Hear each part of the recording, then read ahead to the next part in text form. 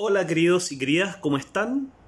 Quería hacer este video en la mañana, así que ya estoy atrasado. Quería empezar el lunes y la semana con todo. Tuve muchas reuniones y fue imposible, así que ahora tengo un pequeño espacio, una pequeña ventanita para poder llevarles estas experiencias y compartírselas. ¿Ya? Este sería el episodio 4, donde la idea es contarles ya lo que yo hice en los primeros años de profesor. Ya dejar de lado lo que es el egreso en la universidad y todo eso, sino que ahora dedicarme netamente a lo que es la pedagogía. Y le quiero contar dos experiencias importantes que yo viví, una muy opuesta a la otra. Una era el colegio Einstein de Concepción, colegio de adultos, donde había una relación muy cercana con los alumnos, entre los profesores, entre los directivos y nosotros, sobre todo de los encargados o los dueños del colegio. Influye bastante la visión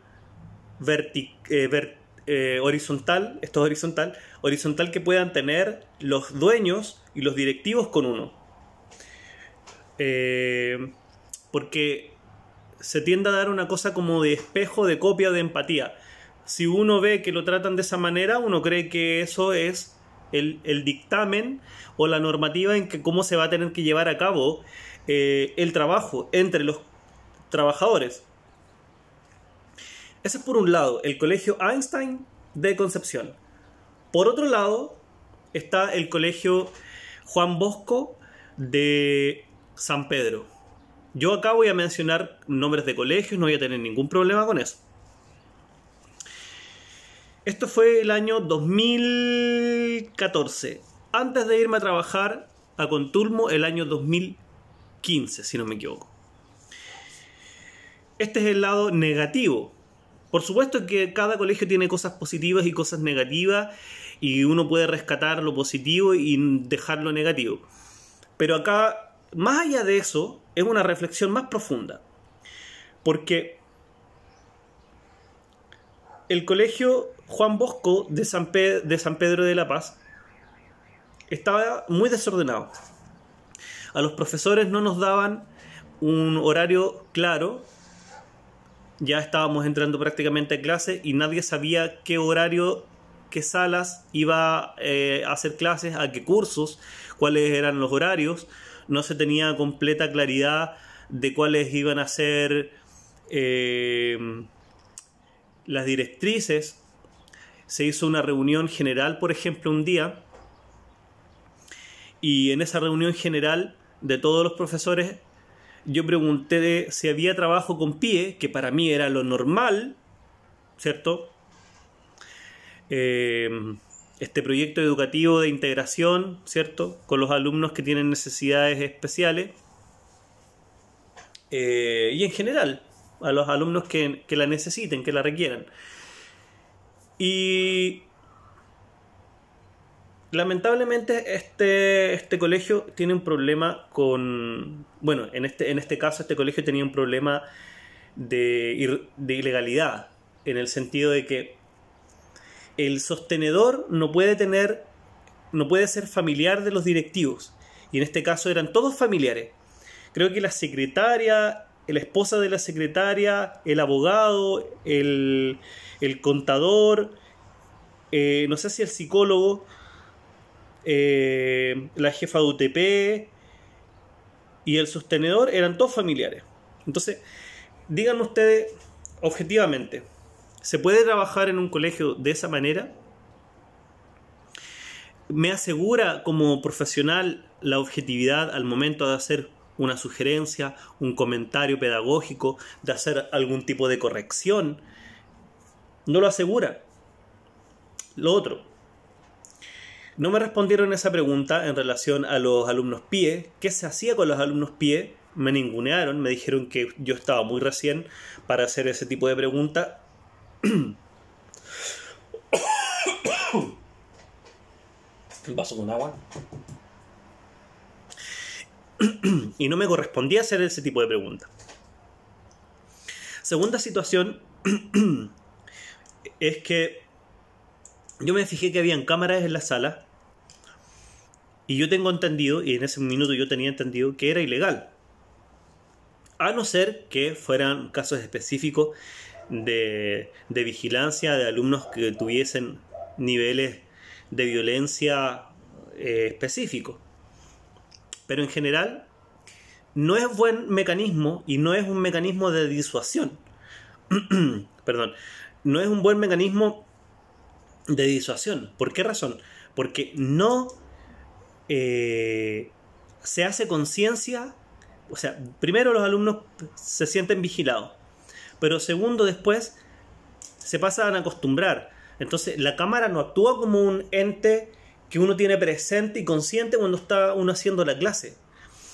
Y pasa a veces que los profesores, generalmente, tenemos que ser profesores críticos, profesores que fomentemos el pensamiento crítico, que hagamos hablar al alumno, que le demos la oportunidad para que el alumno se exprese, que concibamos que el alumno sentado completamente en un asiento no es concebible, que trabajemos los tiempos muertos también, que trabajemos en lo lúdico, el trato directo con el alumno, el vínculo, no un trato formal, vertical, directo, tan así como lejano, tan frío, como algunos directivos lo quieren ver.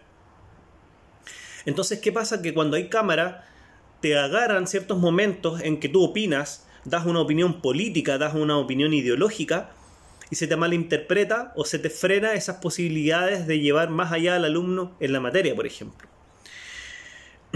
En ciencia, en historia, en lenguaje existen muchas instancias y muchas posibilidades de hacerlo, en donde tú necesitas fomentar el pensamiento crítico. Por ejemplo, con el alumno le haces una pregunta: bueno, ¿y esta tecnología para qué sirve en Chile?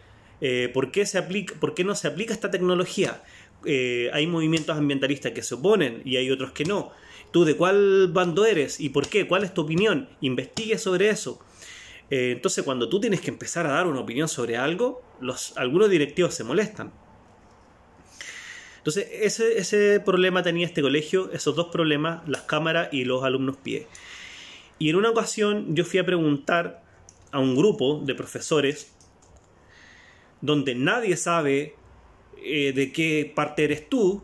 Con suerte yo tenía, creo que uno o dos colegas que en ese minuto sabían de dónde yo estaba trabajando.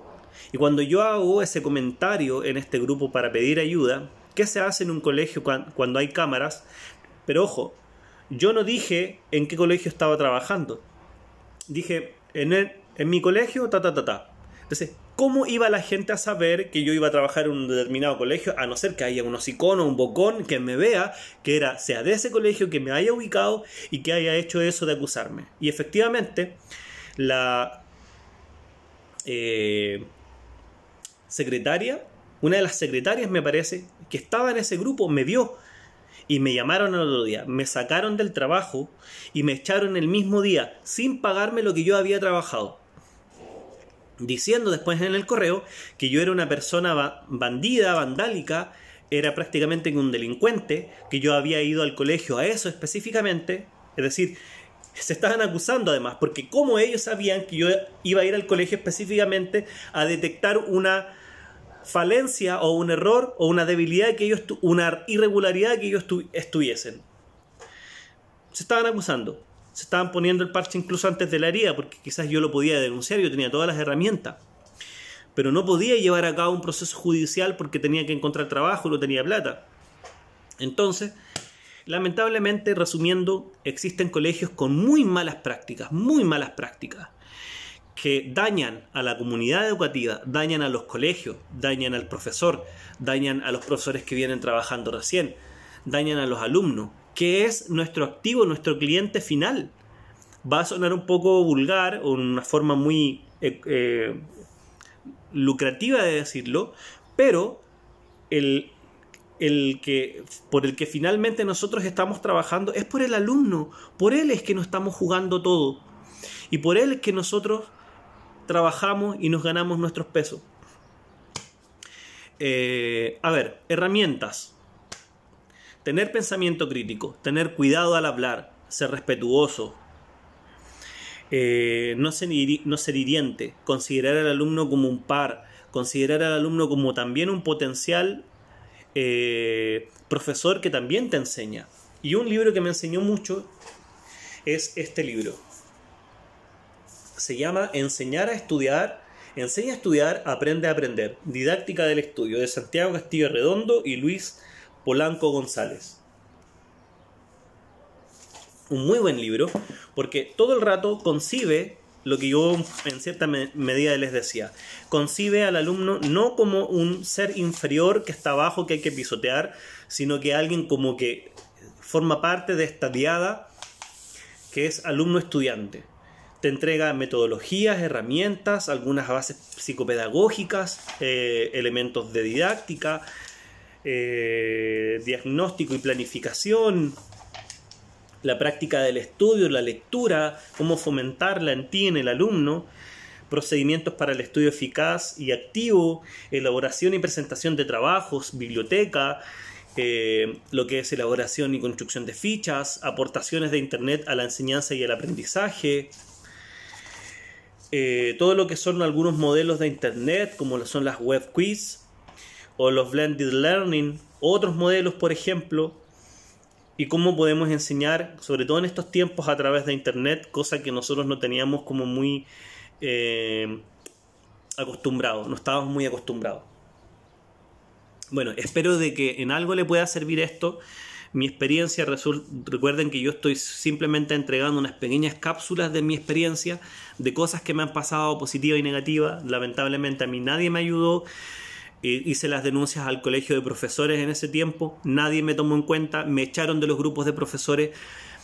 Ahí me di cuenta después que eran todos controlados por sostenedores. Es muy poco los casos en donde son profesores. El trabajo está muy ideologizado en el sentido de que como que los profesores que piensan de derecha y los profesores que piensan de izquierda. Los profesores que piensan de una manera son considerados como profesores de izquierda o comunistas por un sector del profesorado, y esos profesores son los que marcan la pauta, los del día a día, hacen su peguita, le dicen sí a todo, todo hay que hacerlo, hay que decir sí a todo, nada es cuestionable, no cuestionan su profesión, no cuestionan sus métodos, nada, no se mojan el potito. Pero resulta que nuestra profesión por antonomasia tiene que ser una profesión en que donde constantemente nos digamos las cosas, donde pensemos sobre política. La política es parte de la pedagogía, es parte de nuestro quehacer continuo. Tenemos que estar pensando en política constantemente porque la polis es todo. Nosotros somos parte de la polis. Y si queremos un mundo mejor, si queremos una educación mejor, tenemos que conversar estos temas. Así que una recomendación a los profesores jóvenes: no pierdan el miedo, no tengan miedo, conversen, discutan si es que es necesario estas cosas, siempre con una educación, siempre con un discurso potente, fundamentado, y de repente con autocapacitación y capacitación, como lo es el libro que yo les acabo de recomendar. Cualquier duda, cualquier consulta que ustedes tengan, me la pueden hacer. Que tengan bonita semana, que tengan bonito día y aguante. Vamos que se puede. Besos y abrazos.